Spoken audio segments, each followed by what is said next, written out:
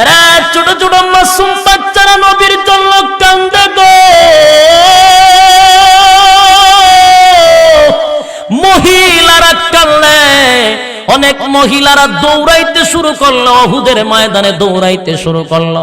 যত দূর সামনে যায়, উহুদের ময়দান থেকে মানুষ যখন ফিরে আসে, মহিলাদেরকে জিজ্ঞাসা, ও মা কোথায় যাও, গিয়ে লাভ নাই, তোমার স্বামী দেখছি মারা গেছে, তোমার স্বামীর লাশ পড়ে আছে।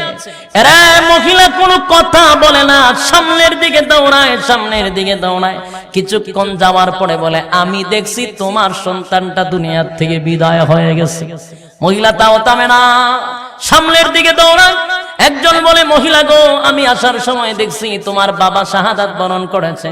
এবার মহিলা দৌড়ায় আর বলে, আমি কি তোমাদের কাছে একবারও জানতে চেয়েছি আমার সন্তান কোথায়? একবারও কি জানতে চেয়েছি বাবা কোথায়, আমার স্বামী কোথায়? না না, জানতে চাই নাই রে। আমি বলি, তোমরা বলো আমার হাবিব উহুদের ময়দানে জিন্দা আছে কিনা? আল্লাহু আকবার বলেন। আরে ভাই, এই আশিকে রাসূল কারে কই দেখছনি?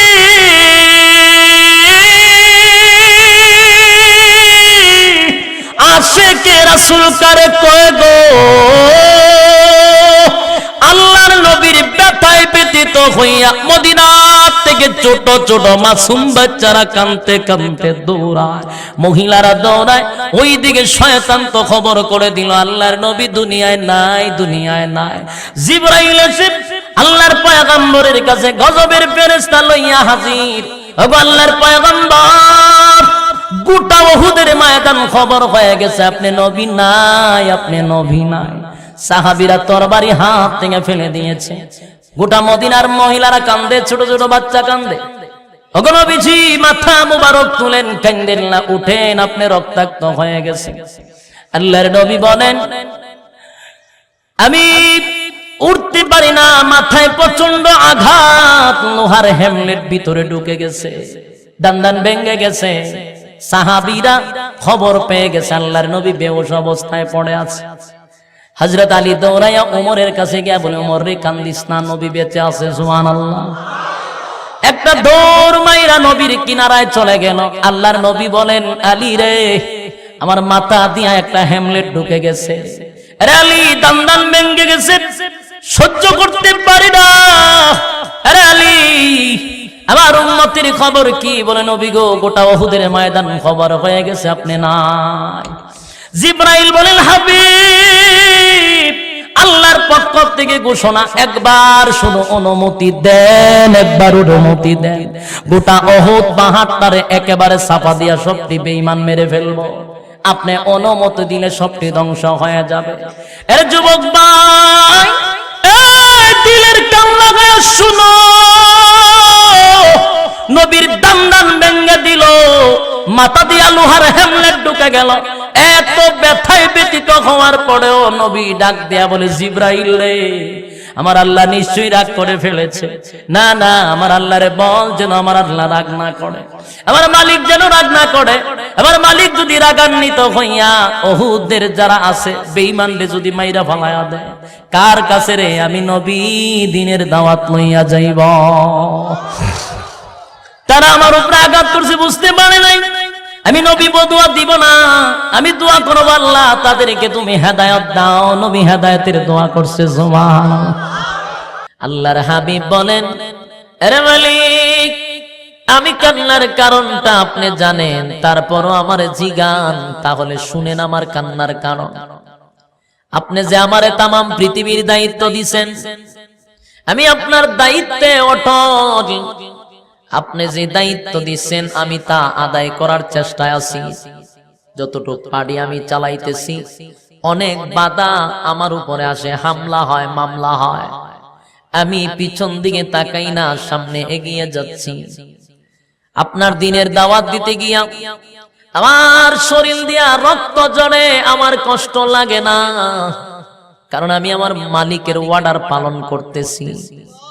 কষ্ট হইল, আমার ভিতরে আনন্দ লাগে গো, কিন্তু আজকে আমি কান্দি বড় ব্যথায়, আমার ভিতরে আজকে অনেক কষ্ট। আরে মালিক, আমার ভিতরে কষ্টটা হলো তুমি আমারে কিন্তু সাধারণ একটা ছোটখাটো দেশের নবী তুমি বানায়া পাঠাইছো না, আমার একটা গোত্রের নবী তুমি বানাইয়া পাঠাও নাই। তুমি শুধু মানুষের নবী বানাইছো এমনটা না গো, আমি তো মানুষের নবী, জিনের নবী, গাছের নবী, মাছের নবী, সূর্যের নবী, চন্দ্রের নবী, তারকার নবী, আসমানের নবী, জমিনের নবী, কুল কায়নাতের নবী, সমস্ত নবীদের নবী, সমস্ত রাসূলগণের রাসূল। সুবহান। এতগুলা উপাধি দিয়া আখির জামানার শেষ পয়গম্বর বানাইয়া পাঠাইলা, এত বিশাল দায়িত্ব তুমি আমার মাথায় দিছো। আমি সেই দায়িত্ব পালনের চেষ্টায় আছি, আমার মালিক দায়িত্ব দিছে, আদায় করতে আনন্দ লাগে, কিন্তু আজকে কান্দি বড় ব্যথায়। ব্যথাটা হইল দুনিয়াতে এসে আমি দেখি আমার আব্বা নাই। দুনিয়াতে আসার আগে আমার আব্বা দুনিয়া থেকে চলে গেল। দুনিয়াতে আসার কিছুদিন যেতে না যেতে, 6 বছর যেতে না যেতে, বাবার কবর জিয়ারত করতে গিয়া রাস্তার মধ্যে মারো আমি হারাইলাম। আমার মাও নাই, বাবাও নাই, ছিলাম দাদার কাছে, দাদাও মরে গেল, দুনিয়ার থেকে বিদায় হয়ে গেল। আমারে তুমি এতিম বানাইলা, আমি এইভাবে দুনিয়াতে বড় হয়েছি। এখন তুমি আমার মাথায় এত বড় দায়িত্ব দিলা, আমি তোমার দায়িত্ব অটল। কিন্তু মালিক রে, আমি যখন দিনের দাওয়াত লইয়া যাই, মানুষ আমারে বলে আমার ঘরের মানুষ নাকি বলছে আমার মাথা নষ্ট, আমি নাকি অসুস্থ, আমি নাকি আবুল তাবুল বলি। আরে মালিক, অন্য মানুষে আমার ঢিল মারে, আমারে গালি দেয়, আমার যে কষ্ট লাগে না, কষ্ট লাগে নিজের ঘরের মানুষ কেমনে গো মানুষের কাছে গিয়ে আমারে পাগল বইলা উপাধি দেয়, আমারে অসুস্থ রোগী বলে উপাধি দেয়। আমি এটা বরদাস্ত করতে পারি না। আমারে দায়িত্ব দিলা দাওয়াত দেওয়ার জন্য, আমি দাওয়াত লইয়া গেলে মানুষ আমারে বলে, ঘরের মানুষ কি মিথ্যা বলবে নাকি? তুমি তো অসুস্থ, তোমার মাথায় সমস্যা, আমরা তোমার কথা মানতে রাজি না। আরে মালিক, বলো না, আমি দিনের দাওয়াত লইয়া মানুষের কাছে কেমনে যাই?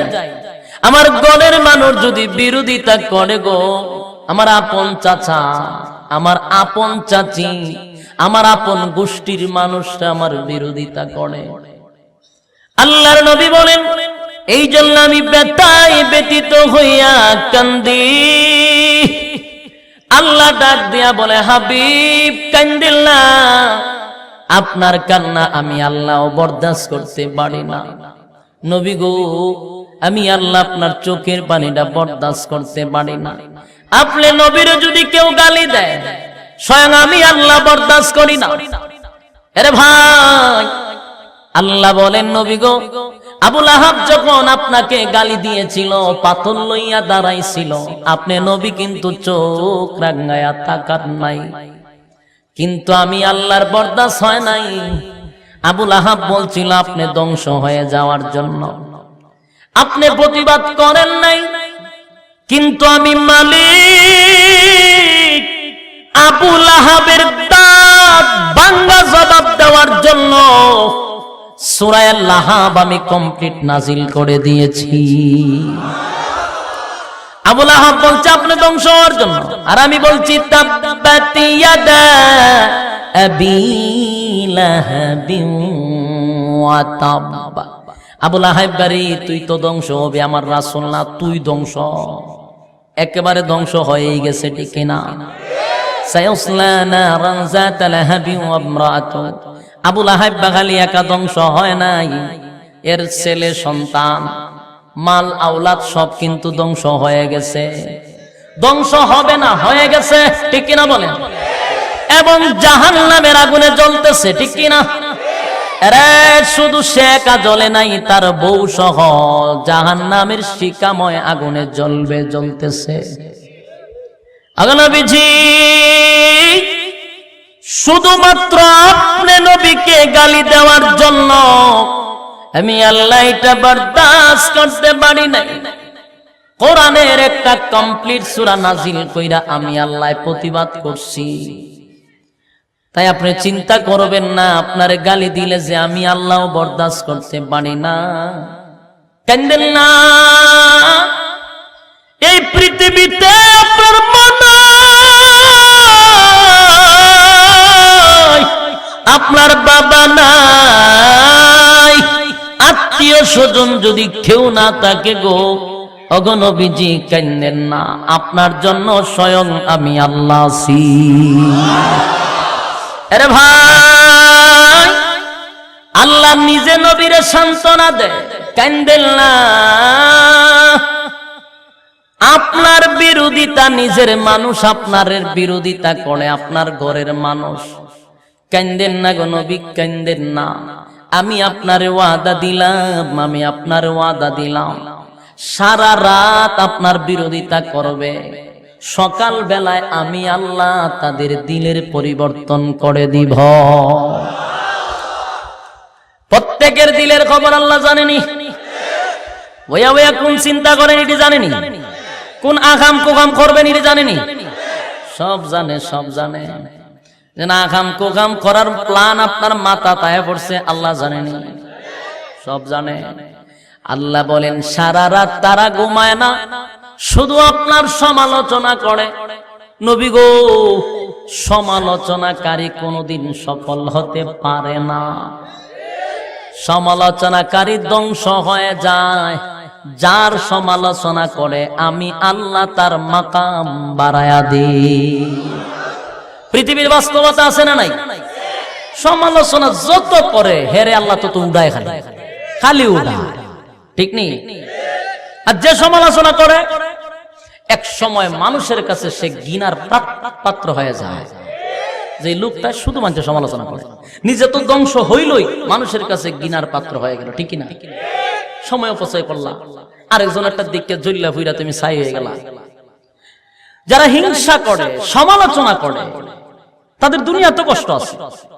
কষ্ট হলে আরেকজনের জিনিসটা ভালো দেখতে পারে না, নিজেতেই কষ্ট পায়, সহ্য হয় না, তখন ভিতরে একটা কষ্ট পায়। হেরে দেখলে মেজাজ গরম হয়ে জায়গা আসেনি? আল্লাহ বলেন এটা একটা কষ্ট। অনেক সময় চিন্তা করতে তো ঘুমায় না, কেন আপনি হিংসা করেন, সহ্য হয় না। আরে ভাই, সমালোচনা কইরা কোনোদিন কেউ সাকসেস হতে পারে নাই।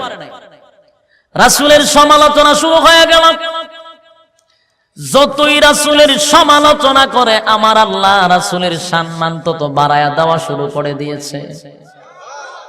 ওই যে আবু লাহাইবা, আবু জাহিল্লা, এরা দুইজনের মধ্যে একটা মিল আছে, কথা বুঝতে পারছে? আবু জাহেল আবু লাহাবের কিন্তু আপন ভাই না, কিন্তু এরার মধ্যে একটা সম্পর্ক কি জানেননি? বিআই বিআই সম্পর্ক। আবু জাহিল্লার মেয়ের বিয়া দিছে আবু লাহাইবার কাছে। চিন্তা করছেন, এক শয়তানে বিয়া দিছে আরেক শয়তানের কাছে। আবু জাহিল্লার মাইয়া কিটা ভালো হইব না? শয়তানের কাছে করগড়িকে ভালো হয়, আম গাছও জাম ধরে। আবু জাহিল্লার মাইয়া, এটা কত বড় শয়তান হইব, এটারে বিয়া দিছে আবু লাহাবের কাছে। বিয়া দিছে, এটা না বলে উম্মে জামিল, খুব শয়তান মহিলা, সুকুল কুরু মহিলা। এটা কামলি গানের কথাই কেন, এই গানের কথাই কেন, সারাদিনই কামি করে। এরকম মহিলা আসেনি? এটাই আবু লাহাবের বংশ, বউয়ের বংশধর। এই খাসলো যার ভিত্তে থাকবো বুঝবেন এর কিছু তাসির পড়ছে। কামইল এই গানের কথাই কেন, এই গানের কথাই কেন, লাগানো বাজানো, দরবার লাগাই দেওয়া। আবু লাহাবের বউ খুব মারাত্মক একটা মহিলা ছিল, খারাপ মহিলা ছিল। এই মহিলা ছিল রাসূলের আপন চাচি, কথা বুঝতে পারছেন? আপন চাচি আছে, রাসূলের আপন চাচা হইছে আবু লাহাব। দেখেন, আপন চাচা হইয়া সারা রাত ঘুমায় না, খালি রাসূলের বিরোধিতা করে। কি বিরোধিতা? মুহাম্মদ পাগল হয়ে গেছে, নাইলে কি আর এক খোদার কথা কও, যেখানে আমরা 360 খোদা আছে। এরার যুক্তিই বলে না। আচ্ছা কও, তোমরা বলো আমরার খোদা কয়জন? 360 জন। মুহাম্মদ কয়জন কথা কয়? একজনের কথা। কইটা কোনো যুক্তির কথা? সে যদি কইতো যে ওনার দলে 600 জন খোদা আছে, আমরা চিন্তা করতাম খোদার যেহেতু সংখ্যা বেশি, আমরা 360 জন ছেড়ে দিয়ে ওনার দলে যাইতাম। ওনার একজন আমরা 360 জন, এটা হয়নি। ও এরা যুক্তি বনে না, এরা মনে হচ্ছে ক্ষুধা যত বেশি হইব তত দরবার বেশি হইব। ক্ষুধা বেশিটা কিন্তু লড়ে হতো না, ক্ষুধা লড়ে, ক্ষুধা খায়নি, ঘুমায় না, খায় না, বই আসেনি, কি লাভ হইল? ক্ষুধা আরো 1 লাখ বানালে তো কোনো লাভ নাই, ক্ষুধা তো লড়ে না। ক্ষুধার সামনে খাওয়ান দে ঠিক হয়, দিয়া এমনি দিয়া এমনি লয়ে যায়, যেরকম মিশামিশি খাবার। আচ্ছা কি ক্ষুধা খাইছে ইতা করে খা দিছত বললে যাও কে, কারণ জান এরাও জান ক্ষুধা খায় না, তিনটা দিছত করে প্রশ্ন যে এটা দিছত করে কয়টা মিশামিশি। ছোটবেলা মিশামিশি খেলা খেলছেন নি? ছোট ছোট ডেকের মধ্যে রান্ধে, আমরা কি রান্ধে জানেননি? বালু দিয়া ভাত আর তরকারি হয়েছে ফাতা সাতা, কাঁঠাল ফাতা। তখন সামনে দিলে খান, তখন এটা কি খাওয়ান যায়? তখন দাঁড়ে নিয়ে আনে দেয়, ঠিক নেই? তখন গড়ের মধ্যে ছোট্ট একটা গড় বানানো হয়, গড়ের মধ্যে মহিলা থাকে, মহিলার বয়স হচ্ছে 6 বছর 5 বছর এর মধ্যেই হয়। মহিলা যে কেমন হয়েছে খাবার, ও খুব টেস্ট হয়েছে। যখন নাকি খাওয়া হয়েছে না মিশামিশি কেলা রক্তি মিশামিশি, ওখানে একটা জামাই বউ হয়, জামাই বউ মিশামিশি। খানা দেশা বলে বলে খুদাও মিশা খানাও মিশা, ঠিক নেই? 600 জন বানাইলে কোনো হাম হইব? তো রাসূল এরা এই কারণে মানে না। আল্লাহ বলেন চিন্তার কোনো কারণ নাই গো, সারা রাত তাদের ঘুম হবে না, টেনশন থাকবে আর আপনার সমালোচনা করবে। সারা এলাকায় নবীর সমালোচনা করছে, নবীর মাথা নষ্ট, পাগল হয়ে গেছে। মন্ত্র পইরা মানুষকে জাদু কইরা নিয়ে যায়, সকালে রাত্রের বেলা সবাইরে জানাই দিছে। সকাল বেলায় আল্লাহ প্রত্যেকটা মানুষের দিলের পরিবর্তন করে দিচ্ছে। দিলের পরিবর্তনটা কেমনে করলো? সকালে সবাই এক মাঠে একত্রিত হয়েছে, কালকে একটা গুরুত্বপূর্ণ মেসেজ আসছে। বলে কি? তোমরার কাছে কি আবুল হাব সাহেব সর্দার সবাই ছিল? আইছে তো খালি উনি একলা যেন, ওনার বউ আইছে, ঘটনা একটা ঘটছে। কি? আচ্ছা ওনারা তো আমরা দাওয়াত দিয়ে আনতে পারি না, দামি মানুষ, কিন্তু বিনা দাওয়াতে কালকে আইলো আমরা এখানে।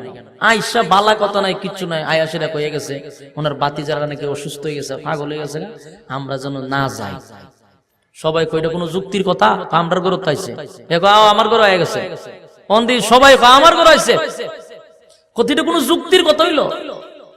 আপনার এলাকার যদি চেয়ারম্যান সাহেব অথবা এমপি সাহেব যদি আপনার ঘরে গিয়া কয় যে আমার বাতিজা পাগল হয়েছে, গেটের কাছেও যাইবা না, আপনারা অবাক হইতেন না? কিরে এই লোকটারে তো আমরা দাওয়াত জানতে পারি না, বাড়িতে লোক আর আইসে সার নাস্তা না খাইয়া ডাইরেক্ট পাগলের কাছে যাইতাম না।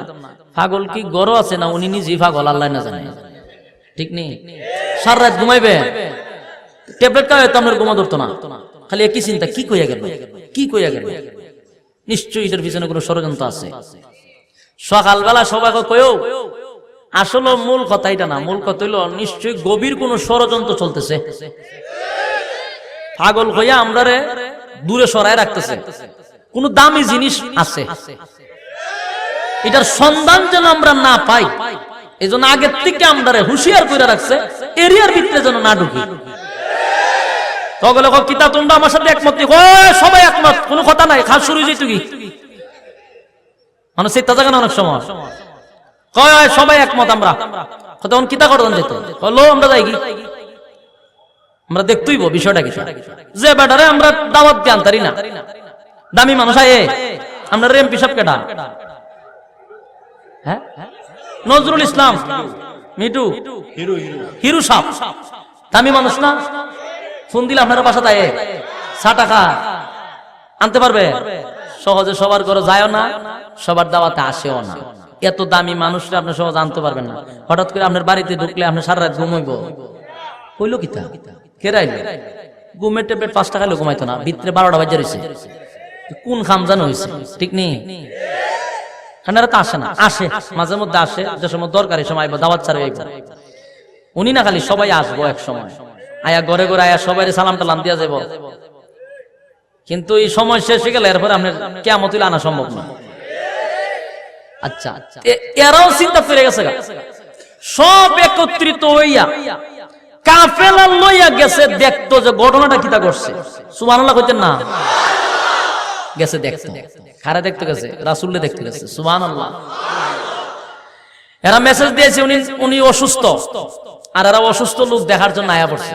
আয়েশা ভিতরে ঢুকই রাসূলের সামনে চেহারার মধ্যে তাদের দৃষ্টি পড়ে গেছে। যেই রাসূলের চেহারার মধ্যে দৃষ্টি পড়ছে এরা অবাক হয়ে চাই রইছে যে সর্বনাশ। এদের মুখ দিয়া ওই আওয়াজ শুরু হয়ে গেছে যে এমন সুন্দর মানুষ আমরা জীবনে দেখছি না। সব এক দৃষ্টিতে তাকায় রইছে, চোখের পলকই লড়ে না। অনেকজনের পেটে কিদা আসিন, কিদা নিবারণ হয়ে গেছে, পানির পিপাসা আসিন নিবারণ হয়ে গেছে। চেহারার মধ্যে এত বরকত ছিল, আল্লাহু আকবার। তাকাই রইছে আর এদের মধ্যে বলতেছে সর্বনাশ, এটা সাধারণ মানুষের চেহারা না, এটা মহামানবের চেহারা। এই চেহারা সাধারণ কোন মানুষের হতে পারে না, এটা তো বাদশাহী চেহারা। আর এই লোকটারে কি কয়? উনি বলে অসুস্থ হয়েছে। সুস্থ মানুষ, কথা তো সুন্দর বলে। খালি এখানে কি মূর্খ মানুষ আছে? তদানীন্তন সময়ের পণ্ডিতরা ওইখানে আসছিল, শিক্ষিত লোক ছিল, কবি ছিল। তারা কয় এত সুন্দর মানুষ, আর কানের ভিতরে আছেন সবার তুলা, সবটির কানের ভিতরে তুলা। তুলা কেন জানেননি? ওই যে মন্ত্র পড়ে লাইলে মানুষ পাগল হয়ে যায়, এই কথা শুনে তুলা দিয়ে আইছে। রাসূল সাল্লাল্লাহু আলাইহি সাল্লাম যখন তেলাওয়াত শুরু করছে, হেদায়েতের মালিক কে? এটা আমাদের একেবারে মন থেকে বিশ্বাস করতে হবে। একমাত্র হেদায়েতের মালিক হলেন আল্লাহ। আল্লাহ যদি কাউরে হেদায়েত দেয়, তাম পৃথিবীর মানুষ তারে গুমরা করতে পারবে না। আর আল্লাহ যদি হেদায়েত না দেয়, নবী ওয়াজ করলে কাম হইতো না। নবী ওয়াজ করলে কাম হইব? কাম হবে না। তো তাদেরকে মন্ত্র কইয়া সেরা খানের ভিতরে দিছে তুলা ঢুকাইয়া, আর আল্লাহ কয় রে আমার নিয়ত হইলে হেদায়েত দিমু। তুলার ভিতরে দিয়ে আওয়াজ ঢুকাই দিছে। তুলার ভিতরে ভিতরে আজান কিছু কিছু আওয়াজ যায়, এরা সর্বনাশ, এত মজার আওয়াজ করতে গায়। জীবনে কত হারমোনিয়াম মিউজিক কত শুনলাম, এত মজার আওয়াজ শুনি নাই। তুলা ঠান্ডা বাড়ি করে ভালাই শুনতে থাকি, এক দৃষ্টিতে তাকায় রইছে, এক ধ্যানে শুনতেছে। আর কোরআনের আয়াতগুলা গুছালো, এলোমেলো না। কিন্তু আপনি সূরা ফাতিহা পড়েন, আলহামদুলিল্লাহ রাব্বিল আলামিন, এরপরে আর রহমানির রহিম, এরপরে মালিক ইয়াউমিদ্দিন, ইয়াকা মিলাসিনি। ও গুছালো না, কিন্তু গুছালো, ছন্দ মিলাইয়া মিলাইয়া। সুবহানাল্লাহ। আর পড়লে খারাপ লাগে? রাসূলের পড়া সুবহানাল্লাহ। আলহামদুলিল্লাহি রাব্বিল আলামিন, আর-রাহমানির রহিম, মালিক ইয়াউমিদ্দিন। রাসূলের তেলাওয়াত এটা কেমন সুন্দর, কেমনে কইতাম আমরা? দোয়া করলেন না যে আল্লাহ এই জামানাত আমরা জন্ম দিত কোন তিন নম্বর কপাল বালা আছে। সাধারণ একটা এক্সাম্পল, আমরা দেশের কারিরার ফরাউন লাইন মাঝে মধ্যে অবাক হয়ে যাই। আমি মাঝে মধ্যে তেলাওয়াত শুনি কারিদের, শুনলে আমি অবাক হয়ে যাই যে কি ভাই এত সুন্দর কণ্ঠ, মিউজিক নাই, বাজনা নাই, হারমোনিয়াম নাই, কিচ্ছু নাই, কত মজা। আর একটা গান শিল্পীরা গাইতে গেলে মা পুরা স্টেজটা খালি কত হারমোনিয়াম আর কত বকর সকর। হ্যাঁ, একজনে বাইরায়, আরেকজনে বাঁশি লইয়া রাখছে, আরেকজন ইটা করে, আরেকজনের ঢুল একটা লইয়া এমনে দে, এরপর সুর আর তুলতারেন। কত নমুনা কইরা 5 মিনিটের গানের মধ্যে 10 বার রেস্ট আছে, কথান গায়ে কথান থামে। আর কোরআন তেলাওয়াত করে খারিরা দেখছেন নি? কোন মিউজিক আছে না, তামাতামি আছে? শুরু করছে তো করছে, সুবহানাল্লাহ। মজা লাগে না? খুব মজা। রাসূল পড়তেছেন ছন্দ মিলাইয়া এবং গুছালো, অর্থ বুঝতেছে তারা। সুবহানাল্লাহ। আর-রাহমানু আল্লামাল কুরআনা খালাকাল ইনসানা আল্লামাহুল বায়ান।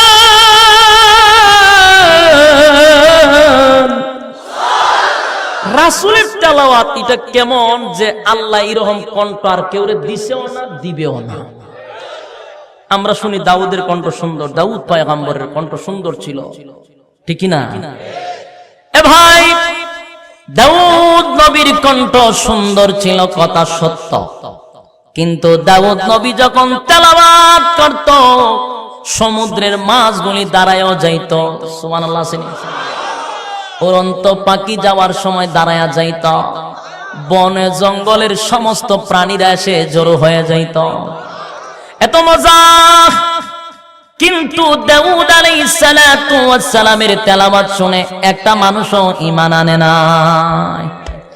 কিন্তু আপনি আমার নবীর তেলাওয়াত শুইনা বেঈমানরা কালিমা পয়রা মুসলমান হয়ে যায়। কত মজা। আরে ভাই, তখনকার মানুষগুলি ডাক দিয়া বলে, না না, আমরা শিক্ষিত, লেখাপড়া জানি, আমরা পণ্ডিত এবং অনেকে এখানে কবি আছি। মোহাম্মদ যা পড়ে রে আমরা তা অর্থ বুঝি।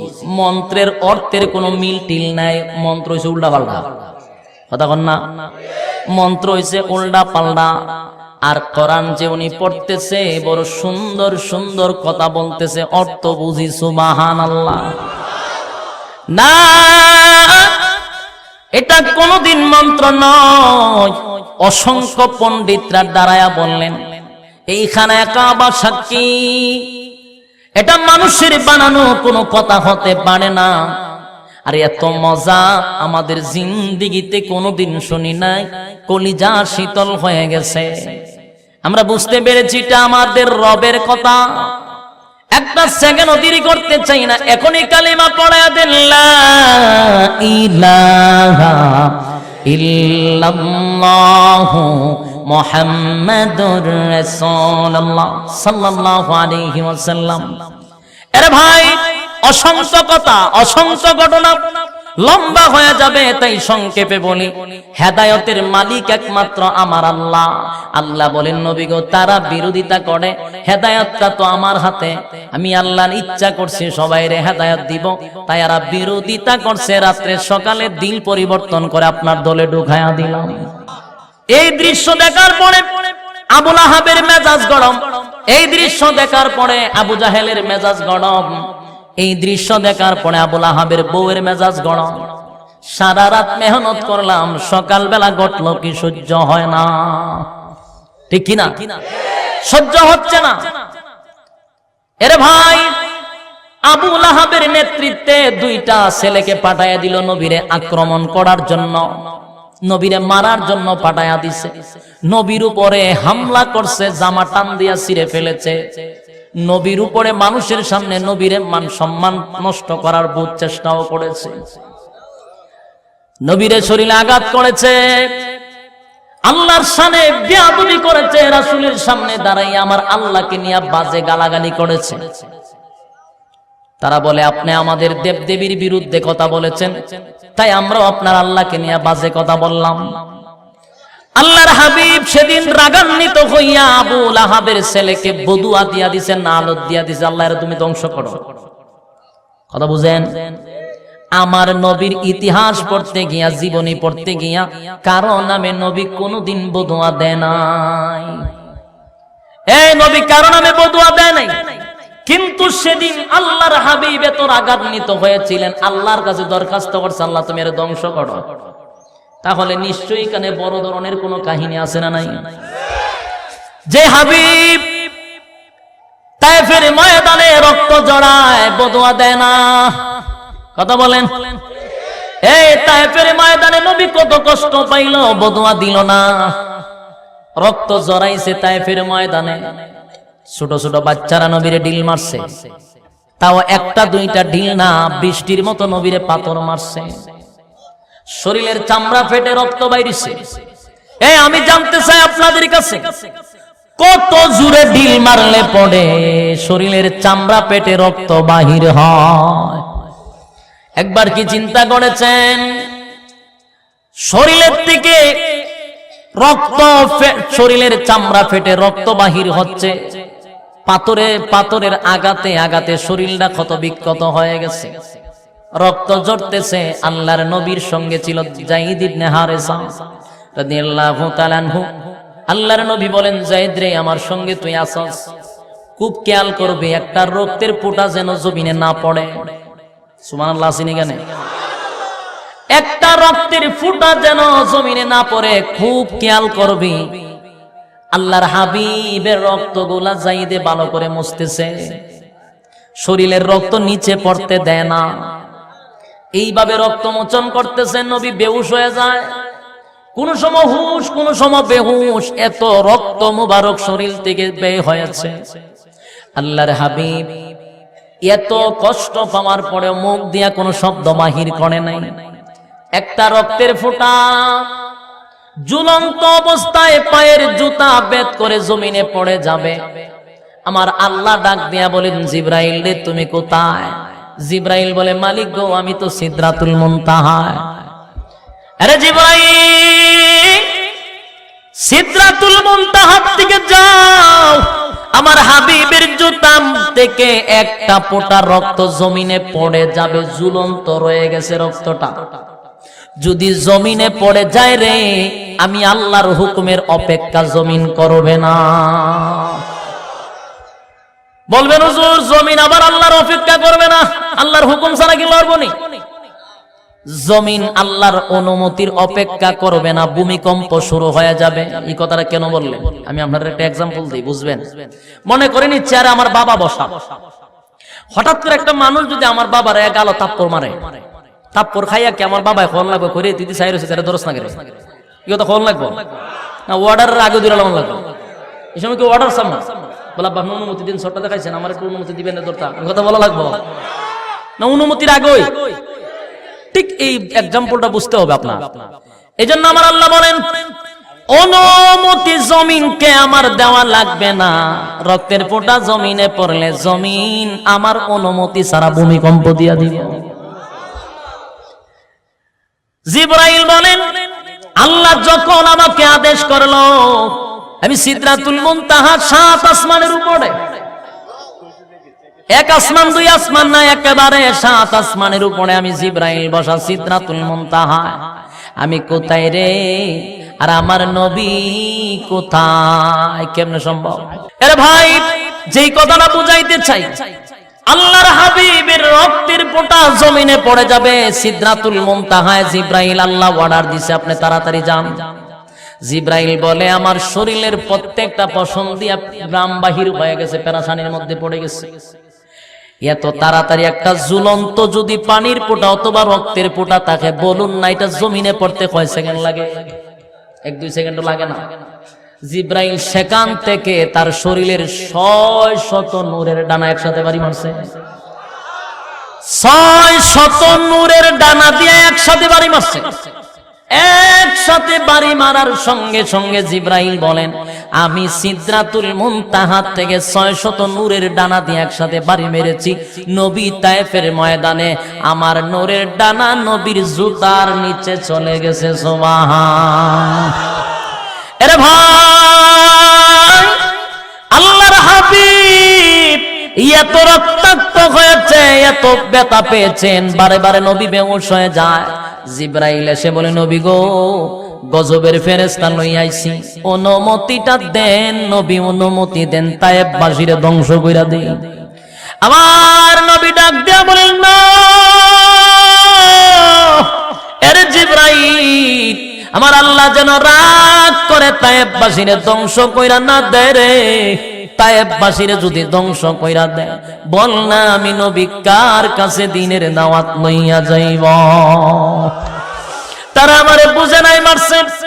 ও ভাই, আমি শুধু আপনাদেরকে বুঝাইতে চাই, এত ব্যথা পাওয়ার পরে, এত রক্ত জোরানোর পরে নবী বদুয়া দিল না, দিল না। কিন্তু আবু লাহাব ছেলেরে কেন ধ্বংস কইরা দেওয়ার জন্য বদুয়া দিল? আরে ভাই, দিনের জন্য, ইসলাম কায়েম করার জন্য আল্লাহর হাবিব শরীরের রক্ত জড়াইছে, দিন কায়েমের জন্য রক্ত দিতে হইছে। আজকে তো আমরা ইসলাম কায়েম করতে চাই জিলাপি খাইয়া, ইসলাম কায়েম করতে চাই বিরানির ফুতলা ভাড়াইয়া। ইসলাম কায়েম করতে হলে ইসলাম নামের বৃক্ষের নিচে রক্ত দিতে হবে, ঠিক কিনা বলেন? ইসলাম রক্ত চায়, রক্ত দাও, ইসলাম জিন্দা হবে। এই জন্য খালি সিন্নি খাওয়া, মিষ্টি খাওয়া সুন্নত, এখানে সীমাবদ্ধ না, রক্ত দেওয়াটাও সুন্নত। ঠিক কিনা বলে? আরে ভাই, আল্লাহর নবী দ্বীন কায়েমের জন্য, ইসলামের জন্য রক্ত ঝরাইছেন, বদুয়া দিছেন না? উহুদের ময়দানে আল্লাহর নবীরে মারার জন্য বেঈমানরা চতুর্দিক থেকে তীর মারে, একটার পর একটা তীর মারে। নবীকে মারার জন্য তীর মারতেছে, সাহাবীরা নবীর সামনে এইভাবে দাঁড়ায় আছে। আগে নবীজি, চিন্তার কোনো কারণ নাই, আপনি কোনো চিন্তা করবেন না। যতক্ষণ না পর্যন্ত আমরা সাহাবীরা বেঁচে থাকব, আল্লাহর কসম একটা তীরের আঘাত আপনার শরীরে লাগতে দিব না। এরে ভাই, আল্লাহর হাবিবকে বাঁচানোর জন্য, হেফাজত করার জন্য সাহাবীরা সামনে দাঁড়িয়ে আছে। তীরের আঘাত একটার পর একটা বুকে ঢুকতেছে, পেটে ঢুকতেছে, জাজরা হয়ে যাচ্ছে। একজন সাহাবী পিছনে টান দেয়, বাইরে আমার একটু সুযোগ দেস না ভাই, তুই তো কিয়ামতের কঠিন ময়দানে আশিকে রাসূল হইয়া দাঁড়ায়া যাইবি আল্লাহর সামনে। এরে ভাই, দেবা একটু সুযোগ দে, আমিও কিয়ামতের কঠিন ময়দানে আল্লাহর সামনে দাঁড়াইয়া যেন বলতে পারি, মালিক গো, তোমার হাবিবকে হেফাজত করার জন্য শাহাদাত বরণ করেছি। তালহা রাদিয়াল্লাহু তাআলা আনহু বলেন, না না না, আমার দেহে যতক্ষণ প্রাণ থাকবে এই একটা ইঞ্চি পিছনে নামতে রাজি না। আরে ভাই, সাহাবীরা একের পর এক শাহাদাত বরণ করতেছে, একের পর এক শাহাদাত বরণ করতেছে নবীকে হেফাজত করার জন্য। ওইদিকে বেঈমানরা নবীর একটা ঢিল মেরে দিয়েছে চেহারা মুবারকের মধ্যে, দানটা ভেঙ্গে দুইটা দাঁত সামনের ভেঙ্গে গেছে। নবীর দান মুবারক শহীদ হয়ে গেল। তারপরে পাথর দিয়া যখন ঢিল মেরেছে, লোহার হেমলেট নবীর মাথায় পড়া ছিল, হেমলেটটা ভেঙ্গে লোহার হেমলেটটা মাথা বেদ করে ভিতরে ঢুকে গেছে। আরে এত কষ্ট আল্লাহর হাবিব বরদাস্ত করতে পারে নাই। এত কষ্ট নবী রক্তাক্ত হইয়া, ব্যথায় ব্যথিত হইয়া নবী বেহুশ হইয়া জমিনেই পড়ে গেছে। বেহুশ হইয়া নবী গর্তের ভিতরে যখন পড়ে গেল, ওইদিকে শয়তানও একটা সুযোগ পেয়ে গেল, ডাক দিয়া বলে, কতিলা মুহাম্মদ, নবী নাই রে, মুহাম্মদ দুনিয়ার থেকে বিদায়। শয়তান খবর ছড়াইয়া দিল, গোটা মদিনায় খবর হয়ে গেল, নবী নাই, নবী নাই, নবী নাই। উহুদের মাটি পর্যন্ত খবর ছড়াইয়া পড়ল, নবী নাই, নবী নাই। বড় বড় সাহাবীরা, উমরের মতো সাহাবীরা, আবু বকরের মতো সাহাবীরা, আলীর মতো সাহাবীরা তরবারি হাত থেকে ছেড়ে দিয়েছে, মাটিতে লুটায়া পড়েছে। কার জন্য যুদ্ধ করব রে? আজকে আমার নবী যদি না থাকে, কার জন্য যুদ্ধ করব, কার জন্য বেঁচে থাকব? হযরত উমর কান্দে, হযরত আবু বকর কান্দে, আলী চোখের পানি ছেড়ে দিয়া কান্দে, কার জন্য যুদ্ধ করব? নবী নাই, নবী না। এই খবরটা শুধু উহুদের ময়দানে সীমাবদ্ধ নয় রে, খবরটা ছড়ায়া পড়ল মদিনার অলিতে গলিতে, খবর ছড়ায়া পড়ল, নবী নাই, নবী নাই। মদিনার ছোট ছোট বাচ্চারা নবীর জন্য কান্দে। এ ভাই, জানতে চাই আল্লাহর হাবিব এত ব্যথা পাওয়ার পরেও বদুয়া দিল না। আবু লাহাবের ছেলেরে কেন বদুয়া দিল? তার একটা নাম্বার কারণ ছিল, আবু লাহাবের ছেলে আল্লাহর নবীর সামনে দাঁড়াইয়া আমার আল্লাহরে গালি দিছে। আল্লাহর নবী বলেন, মালিক